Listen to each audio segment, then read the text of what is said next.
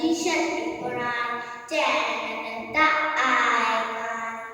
चले थे तो उसका व्याकुल चले शरीर के बांधर मलकुल चले थे तो उसका व्याकुल चले शरीर के बांधर मलकुल करे पुसाई पानी पानी बांधर मल जी शक्ति पुरानी चैन दा आएगा कोले रखी बंदूक बढ़ाए कुशंदो आए कर्तव्य दाए पेके वैशा गर्जी रानी बांधर मल जी शक्ति